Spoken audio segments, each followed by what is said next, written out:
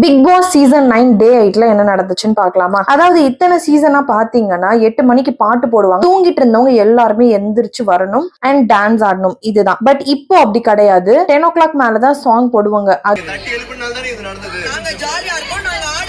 அதுவும் சூப்பர் டீலக்ஸ்ல இருக்க எல்லாருமே எழுந்து வந்தாதான் சாங் போட்டு டான்ஸ் ஆடணும் அப்படிங்கிற ஒரு ரூல் கொண்டு வந்துட்டாங்க.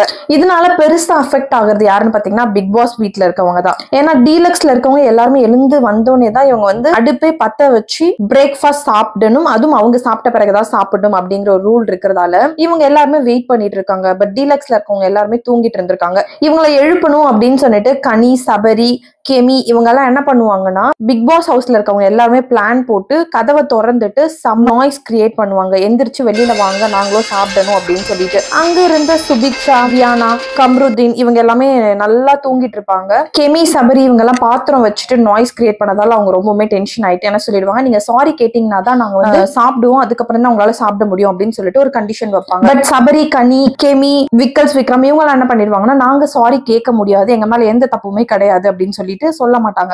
இதுக்கு நடுவுல வியானாவும் சுபிக்ஷாவும் அந்த டீலக்ஸ் ரூம்குள்ள இருக்கிற ஒரு டப்பாத்ல வந்து குளிச்சிட்டு இருப்பாங்க. பிக் பாஸ் வீட்ல இருக்கவங்க என்ன சொல்லிடுவாங்க, எங்களுக்கு சாப்பிடலனாலும் பரவாயில்ல, நாங்க டைரக்டா லஞ்சே சாப்பிட்டுக்கிறோம், பட் உங்ககிட்ட சாரி கேட்க முடியாது அப்படின்னு சொல்லி அவங்க வேலையை பார்க்க போயிடுவாங்க. இந்த கேப்ல பிக் பாஸ் வீட்டுக்காரங்க ஒரு கஞ்சி செஞ்சு வச்சிருப்பாங்க. அவங்க இன்டென்ஷனாவே அதுல உப்பு அதிகமா போட்டு வச்சிருப்பாங்க அவங்கள பழி வாங்குற தீம்ல. சோ ஃபுட் அங்க இருக்கும் போது என்ன பண்ணிருப்பாங்க, வினோத் வந்து சூப்பர் டீலக்ஸ்ல இருந்து வெளியில வந்துட்டு அந்த கஞ்சி பாத்திரத்தை எடுத்துட்டு உள்ள போயிடுவாரு. எல்லாருமே ஓடுவாங்க பின்னாடியே. பட் எடுத்துட்டு போய் அவங்க சாப்பிட்டு ட்ரை பண்ணிருப்பாங்க. பட் பார்த்தா அதுல உப்பு அதிகமா இருந்திருக்கும். உடனே கம்ருதீன் வெளியில வந்துட்டு இந்த மாதிரிலாம் நீங்க இருப்பீங்கன்னு எங்களுக்கு தெரியாது அப்படி இப்படின்னு சொல்லிட்டு பேசிட்டு இருப்பாரு.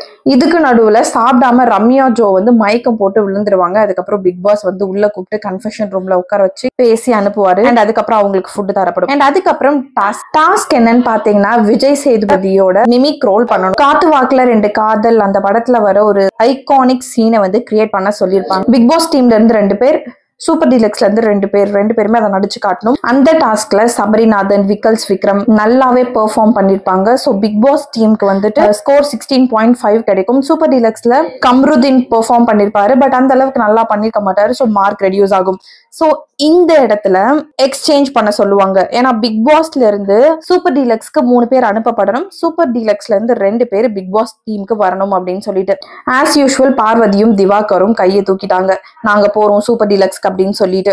சோ அங்க இருக்க எல்லாருக்குமே வந்து அவங்க 2 பேரை நம்மளால வச்சுக்க முடியாது, பெட்டர் அங்கேயே அமுச்சு விட்டுறலாம் அப்படின்னு சொல்லிட்டு எல்லாருமே ஓட்டிங் சிஸ்டம்ல போட்டு பார்வதி, திவாகர் அண்ட் ஆதிரை இவங்க 3 பேரையுமே சூப்பர் டீலக்ஸ்க்கு அனுப்பி வைப்பாங்க. சூப்பர் டீலக்ஸ்ல இருந்து அரோராவும் கம்ருதீனும் அவங்களே விருப்பப்பட்டு இந்த டீமுக்கு வரதா சொல்லிட்டு இங்க வந்திருப்பாங்க. அண்ட் அதுக்கப்புறம் இந்த வாரம் எலிமினேஷன் ப்ராசஸ்க்காக செலக்ட் பண்ண சொல்லுவாங்க. சூப்பர் டீலக்ஸ்ல 3 மெம்பர்ஸ் நாமினேஷன் ஃப்ரீ பண்ணலாம் இல்லையா, அந்த ஆப்ஷன்ல ஆதிரை வந்து நான் போன வாட்டியே வந்து நாமினேஷன்ல வந்துட்டேன், இந்த வாட்டி நான் வரமாட்டேன் அப்படின்னு சொல்லுவாரு.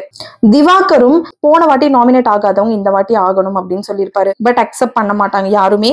திவாகர் நானே நாமினேட் ஆயிக்கிறேன் அப்படின்னு சொல்லிடுவாரு. ஆதிரைக்கு நாமினேஷன் ஃப்ரீ கொடுத்துருவாரு. பார்வதியும் ஃபர்ஸ்ட் ட்ரை பண்ணுவாங்க. பட் கடைசியில அவங்களும் நானே நாமினேட் ஆயிக்கிறேன் அப்படின்னு சொல்லிடுவாங்க.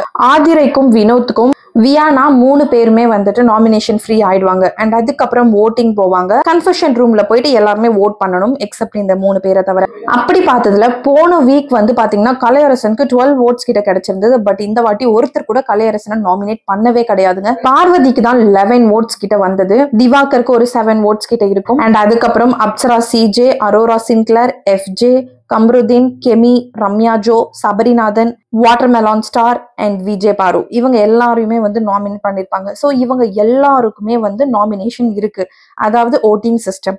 இவங்கெல்லாம் நீங்க யாரை சேவ் பண்ணணும்னு நினைக்கிறீங்களோ அவங்களுக்கு நீங்க ஜியோ ஹாட்ஸ்டார்ல போய் ஓட் பண்ணிக்கலாம். அண்ட் இந்த சீசன் 9 பிக் பாஸ் உங்களுக்கு கண்டினியூஸான அப்டேட் கொடுக்கறதுக்கு நான் இருக்கேன். என்னோட சேனலை மறக்காம சப்ஸ்கிரைப் பண்ணிக்கோங்க.